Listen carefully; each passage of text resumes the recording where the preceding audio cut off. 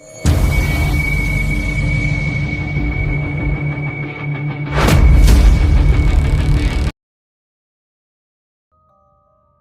بصيت على الصورة هتشوف شاب عادي، طالب جامعي وسيم ومؤدب، شخص ممكن تثق فيه عشان يساعدك تشيل حاجة أو يوصلك لباب البيت. لكن الحقيقة أنا عايزك تسأل نفسك سؤال: كم واحد في حياتك قابلته ملامحه الطيبة عكس اللي جوه؟ ما كانش مجرد مجرم عادي، ما كانش سفاح طالع من الضلمة، لأ. تيد بيندي كان بيمثل أكبر كذبة ممكن تحصل في التاريخ كله. كان إنسان عادي جدا زينا، بيدرس القانون وبيخطط إن هو يكون عنده حياة سياسية كبيرة، وفي نفس الوقت كان بيصطاد الضحايا بتاعته زي فريسة وبيختفي بيهم فجأة. ودي مش مجرد قصة جريمة، دي حكاية عن الخيانة اللي بتيجي من الثقة. جهز نفسك عشان في الدقايق اللي جاية هننزل لأبعد نقطة ممكن توصل لها النفس البشرية. هنفتح ملف أذكى وأخطر سفاح متسلسل عرفه العالم. لو قدرنا نرجع بالزمن ونقف عند لحظة ميلاد تيد بيندي سنة 1946 هنلاقي أول خيط للشر. تيد ما كانش المفروض يتولد أساسا. أمه الشابة إلينور لويس دخلت في يوم على أهلها وقالت لهم أنا حامل. وقتها عيلتها اتفقوا إن هم يخبوا الحقيقة عن الناس ويقولوا إن الطفل ده ابنهم هم، وبكده إلينور قدام الناس بقت أخت تيد الكبيرة مش أمه. والحقيقة إن الطفل ده طلع في بيت معقد جدا. جده كان عنيف مع العيلة كلها بس كان بيعتبر تيد ابنه فعلا، لكن الكدبة دي كانت مؤقتة مش مطولة. دايما كان حاسس إن أخته الكبيرة هي اللي أمه وقريبة منه بشكل مختلف عن باقي إخواته. لما عرف الحقيقة في سن متأخر، وغالبا إن حد من العيلة أو الجيران فهمه اللي حصل، وده خلاه نفسيا متدمر خالص. حس إن وجوده كله عبارة عن كدبة، وده عمل جواه إحساس بالخيانة والوحدة. وبعد كده الأم حاولت تبدأ حياة جديدة. سنة 1951 اتجوزت من جون بيندي واللي تيد أخد لقبه منه. والحقيقة إن تيد كان بيكره جون جدا، والرفض ده مع كشف سر أمه خلى تيد يظهر عليه أعراض جنون من بدري. وفي كمان أقاويل بتقول إنه وهو طفل صغير كان بيظهر عليه علامات عنف غريبة ناحية الحيوانات الصغيرة. تيد ما كانش بيظهر عليه أي حاجة من اللي جواه. كان طالب ذكي جدا، بيقرأ كتير خصوصا عن الجرائم البوليسية. كان بيحاول يمسك نفسه من جنونه اللي كان بيظهر في محاولاته الأولى، زي لما كان بيتفرج على صور التشريح والطب الشرعي في الكتب.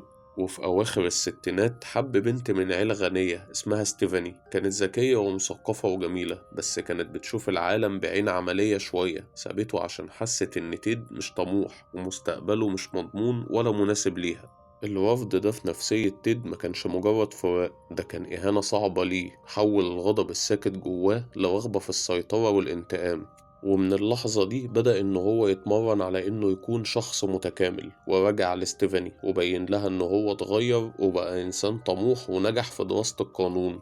وده كله ما كانش عشان يرجعها للأسف، لأ، ده كان عشان يثبت لنفسه وليها إنه يقدر يكون النموذج اللي كانت عايزاه. في بداية السبعينات تيد بقى طالب قانون في جامعة ساوند، وفي نفس الوقت بدأ يشتغل في السياسة. كان بيشتغل في حملات سياسية لدرجة إنه سافر مع حاكم واشنطن، يعني كان قريب من السلطة والقانون جدا، وبيتعلم إزاي النظام بيشتغل. لكن بعيد عن عيون الناس كان بيدخل في علاقة جد مع إليزابيث، كانت بتشوف فيه الأمان والراحة. تيد هنا استخدمها زي واجهة اجتماعية كده، اللي هو أنا مرتبط ومحدش هيقدر يشك فيا أبدا وفي الجانب المظلم بتاعي. وسنة 1974 كانت البداية. بعد سنين من الكبت ودراسة علم النفس والغضب، تيد بيندي قرر إن هو يبدأ الانتقام بتاعه. وكانت ضحيته الأولى المؤكدة هي طالبة اسمها ليندا من جامعة واشنطن، اختفت من سكن الطالبات في شهر 2. وبعدها بدأت سلسلة الاختفاءات تضرب جامعة واشنطن والمقاطعات في كل المناطق. تيد ما كانش بيقتل عشوائي، كان بيختار الضحايا بتاعته بعناية جدا، بنات حلوين ويكونوا أذكياء وبشرتهم بيضة زي ستيفاني حبيبته الأولى بالظبط. والحقيقة إن الشرطة ما كانتش عارفة تربط الجرايم دي ببعض، لأن السفاح ده كان ذكي جدا. كان بيغير تسريحة شعره وشكله العام ولبسه من طالب مهذب لراجل شرطة أو سلطة. أما سلاحه الحقيقي كان التمثيل والتعاطف. كان بيوقف الضحية بتاعته وبيقول لها إن هو محتاج مساعدة عشان يحط الكتب بتاعته في عربيته، أو إنه كسر رجله وحاطط جبس كده وكده يعني. والبنت كانت بتثق فيه لأنه كان بيتكلم بهدوء وببساطة. وكل عملية خطف كانت بتحصل بسرعة جدا، كان بياخدهم لعربيته ويسحب الضحية اللي بتكون في حالة صدمة أو فقدة للوعي. وفي يوليو 1974 الصيف ده كان أكتر صيف مرعب، وفي منطقة بحيرة سما ميش وصل تيد، بس المرة دي كان جريء زيادة عن اللزوم، وبنتين اختفوا ورا بعض في مكان عام زحمة، وفي نص اليوم جانيس ودينيس.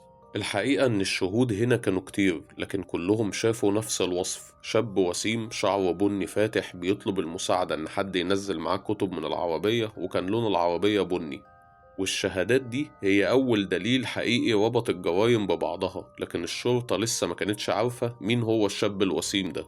الوقت اللي كانت فيه الشرطة مش عارفة تعمل حاجة، إليزابيث اللي هي حبيبة تيد بدأت تقلق. شافت رسومات تقريبية للقاتل في الجرايد شبهه بالظبط، وفكرت في حاجات غريبة كانت بتحصل. إن تيد فجأة بقى عنده عكاز للمشي، ولما شافت عربيته كانت الكراسي بتاعتها متبدلة ومفكوكة. والحقيقة إن هي اتصلت بالشرطة أكتر من مرة، بس الشرطة ما كانتش بتصدق. مستحيل يكون طالب القانون المؤدب ده يعمل المصايب دي كلها، وده كشف عن نقطة ضعف في نظام التحقيق الأمريكي، إنهم ماشيين بنمطية شديدة. تيد لما حس بقلق نقل نشاطه لولاية تانية عشان يبعد عن العيون خالص في واشنطن، لكن في شهر 8 سنة 1975 حصلت غلطة. ظابط شافه وهو ماشي بشكل غريب في وقت متأخر بالليل، فلما وقفه تيد حاول يهرب. الظابط لما فتش العربية لقى أدوات صدمتهم كلهم: كلبشات وقناع مع حبل وجاكيت شرطة احتياطي، ودي حاجات مش طبيعي تكون معاه. وبالفعل اتقبض عليه، بس التهمة كانت بسيطة في الأول، اتسجلت محاولة خطف. وبعد فترة الشرطة ربطت تيد بجريمة قتل طالبة اسمها مارجريت باكمان، وتم تسليمه لكولورادو عشان يتحاكم هناك. وهنا بدأت لعبته بقى. تيد بندي أقنع المحكمة إنه يدافع عن نفسه بنفسه، ودي كانت حركة ذكية منه جدا. كان بيروح مكتبة المحكمة عشان يحضر قضيته، كان بيستغل الوقت ده عشان يخطط إزاي يهرب. وفي يونيو 1977 استغل إن الأمن عشوائي والدنيا سايبة، وطلب يروح مكتبة المحكمة في مدينة تانية. ولما سابوه لوحده في أوضة مش متأمنة كويس نط من الشباك، وفضل هربان أسبوع كامل.